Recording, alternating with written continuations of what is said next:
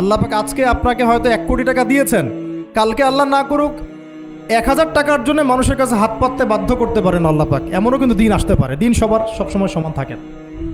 আজকে আপনার কাছে 1 কোটি টাকা আছে, কিছু মনে হচ্ছে না, কালকে কে জানে আল্লাহ না করুক যে 1000 টাকা কারো কাছে চাইতে হচ্ছে, 1000 টাকার জন্য ঠেকে গেছেন, হতে পারে না?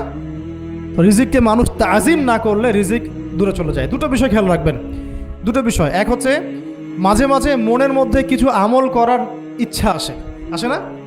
মনে হলো যে আচ্ছা একটু 10টা আয়াত পড়ি, মনে আসে না মাঝে মাঝে? এমন মনে হয় না? ওই সময় এই যে মনের মধ্যে যে এই ইরাদাটা জাগ্রত হওয়া, এটাকে আমরা বলি ওয়ারিদ। অন্য ভাষায় আপনি বলতে পারেন মেহমান। কি বলতে পারেন? এটা আল্লাহর পক্ষ থেকে আপনার কলবের মধ্যে মেহমান হিসেবে এসেছে। এখন আপনি যদি আমলটা করেন, সেই মেহমান বারবার আপনার কলবে আসবে। যদি আপনি ওই সময় আমলটা না করেন, মেহমান চলে যাবে। মেহমান অসম্মানিত হলে পরে